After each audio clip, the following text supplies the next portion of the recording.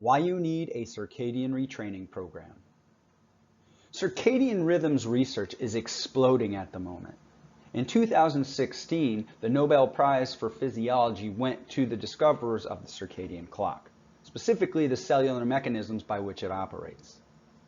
As this research evolves, so too does the knowledge as to what circadian rhythms do and how we can use circadian physiology to help benefit our health, both in correcting problems that we may have, such as chronic disease, as well as optimizing our lifestyle to promote a long and healthy lifespan. The benefits of optimizing circadian rhythms. Circadian rhythms help optimize our physiology to take advantage of the environment. In a way, the environment is a puzzle we would like to solve, and circadian rhythms are effectively a way of taking in environmental signals and converting them into outputs that help optimize our physiology. Now, even in the absence of environmental cues, our clocks would generally run on a 24-hour cycle. This is termed the free-running clock. For most people, it's a little less or a little more, but it's right around that 24-hour mark. Environmental cues called Zeitgebers or time givers help reset the clock daily, and this is important because it allows us to adapt to a changing day length that varies throughout the seasons, or if we travel across time zones, it helps us adjust to the new time zone. Many important processes are regulated by circadian rhythms, and over time, when you maintain a good circadian schedule, there's an anticipatory operating system driven by circadian rhythms. In other words, our digestion knows when to turn on, our immune system knows when to turn on, we know when to become alert, we know when it's time to go to bed. At the cellular level, circadian rhythms separate use from repair, and this may provide a protection against cancer and neurodegeneration. We want to make sure that while we're using our cells, they're not also being repaired at the same time. So we're going to get damage, and then eventually we're going to repair when we're no longer using them. The benefits of optimizing circadian rhythms. Circadian rhythms regulate and/or are regulated by many different systems and processes such as the immune system, cardiovascular system, digestion, reproductive system, your state of alertness, your sleep, muscle output, appetite, and mood. Hormones such as cortisol, melatonin, sleep, ghrelin, leptin, insulin, glucagon, thyroid stimulating hormone, growth hormone, all the sex hormones, and more. And finally, neurotransmitters such as dopamine, glutamine, GABA, serotonin, adenosine, and more. What we're seeing here is that not only are these hormones, neurotransmitters, and systems affected by circadian rhythms, but they also affect circadian rhythms themselves. So we're really just seeing a very fine tuning of our physiology by information being taken in and these systems being adjusted by and adjusting the circadian rhythm.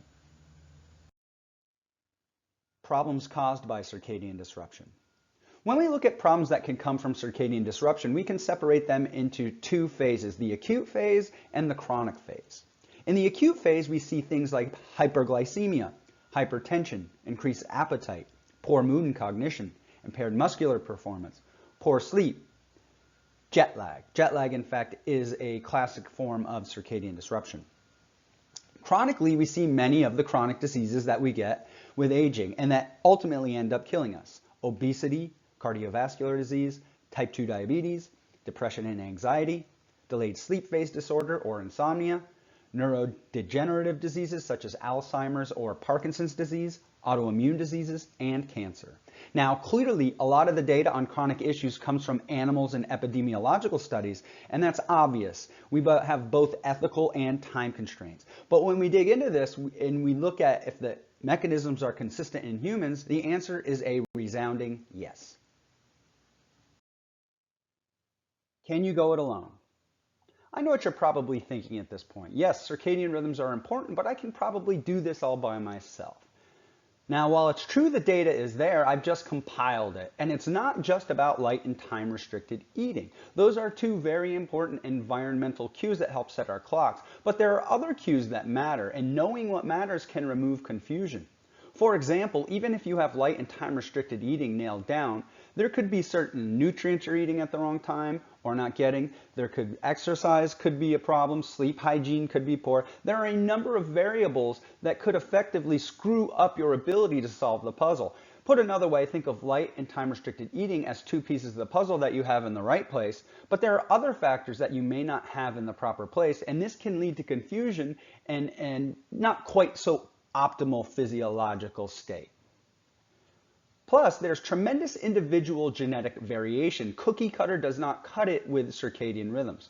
The free running clock varies between individuals. It also varies between genders. And how to optimize that varies based on who you are, what you do, your genetic variation, whether you're male or female, and what you want to accomplish. This requires fine-tuning to the individual. But how do we do that? Or better yet, how do you plan on doing that? Now, another major issue is that most processes aren't only regulated by circadian rhythms. They have a circadian drive and a homeostatic drive. And when we look at both of these things, we get a full picture of what we need to do. But if we only look at the circadian drive, we may not. For example, sleep has a circadian and homeostatic drive, where obviously we typically want to sleep at night. But if we just took a nap 3 hours before, we're really not tired. The homeostatic drive basically dictates how long it's been since we've slept, how much sleep pressure we build up, and sleep pressure builds up not only with how long it's been since you sleep, but also the amount of energy you've used. Appetite is much the same way. In a circadian manner, our appetite should peak at night. However, the spacing of time between our last meal is also going to play a role, as is what we've eaten and how our appetite may have been dysregulated by what we've eaten. Also, ideal isn't practical for most. Ideally, we'd all live outside, be exposed to the sun and the moon at the proper times. We'd eat only when food was available to us. We wouldn't have tons of stress. We'd be physically active at the proper times. We'd get plenty of nutrients. But it's just not practical for most people. Work, family, and other obligations need to be considered and managed to prevent confusion. Certain nutrients are also required. Some of these nutrients are found sparingly in the diet. Others, endogenous synthesis declines with age. And so in these pathways, we need to replenish them within diet. Otherwise, we won't be able to optimize our circadian rhythms. Thus, needs vary with age. Young folk get away with a lot more. They could probably just play around with light exposure and time-restricted eating, and arguably they don't need to, especially when you look at a teenager who, seemingly can sleep whether they've been indoors or outdoors or, eating within a time-restricted window or eating all day long. So as we get older, it requires more. Finally, you need to track for optimization, because in order for optimization, you need individualization, and you need to see how your body is performing under the conditions you're putting it under. But how do you plan to do that? Why the Circadian Retraining Program? I developed the Circadian Retraining Program based on a simple paradigm. Certainly I could have written a book, but books become old, and then you have to buy volume after volume after volume. Additionally, there's a lot of kind of questions that may be different for different people, and you really can't cover that in a book. Thus, the first thing I did was make the Circadian Retraining Program a lifetime membership. That way, when the data is updated, I can update it and add it to the program. It's beneficial for healing or optimization. Some people in the group are here to heal chronic conditions. Others are looking to optimize their lifestyle to optimize health span and lifespan. Since the research is booming, I have to constantly update this program, and I do absolutely that.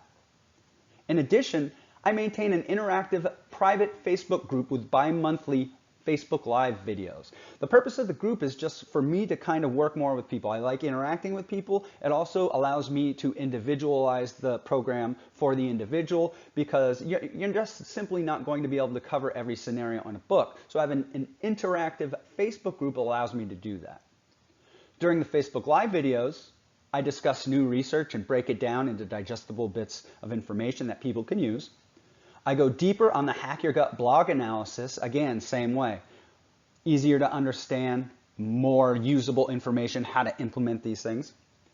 I do group discussion breakdown, because a lot of stuff gets brought up in the group that is brought up nowhere else. It really helps, because a lot of people share data that I may not have had access to, and then I can build more modules within the program for them.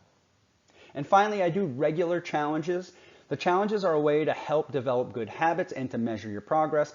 For example, the Stop Leaky Gut Challenge has helped quite a few people feel better by improving their digestion.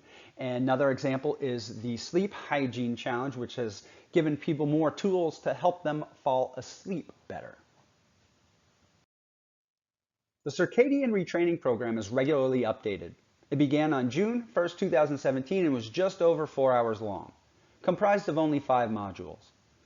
Currently, it's almost 17 hours long and has 17 modules covering topics from light exposure, feeding fasting cycle, physical activity, skin sun exposure and circadian rhythms, critical nutrients for setting your circadian rhythm, consuming coffee safely without disrupting your circadian rhythm, improving insulin and blood glucose regulation with circadian rhythms, increasing your mitochondria with circadian rhythms, creating the proper sleep environment, addressing adrenal dysfunction with circadian rhythms, prolonged fasting and circadian rhythms, a gut optimization protocol using circadian research, a foam rolling and stretching video just to limber you up and get you moving more, and of course a quick start guide so that you can get started without having to go through 16.5 hours of video.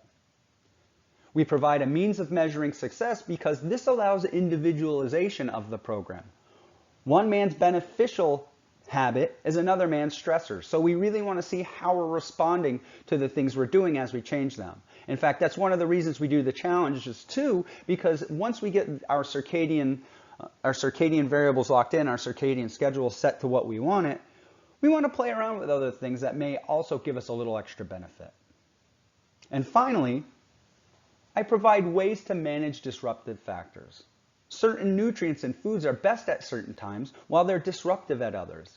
One of the biggest things that can disrupt your circadian rhythm is chronic overfeeding and physical activity. So we really need to see if we're going to be spending certain times where we're eating too much or we're not getting enough physical activity, the other things we can do to maintain a healthy and robust circadian rhythm. This will also help us minimize the effects of alcohol, jet lag, aging, etc. People in the Circadian Retraining Program are seeing amazing results. People fixing type 2 diabetes, mitochondrial dysfunction, digestive issues such as IBS-D, delayed sleep phase disorder, insomnia, autoimmune issues, HPA axis dysfunction, also known as adrenal fatigue, chronic fatigue syndrome, and anxiety and depression, just to name a few.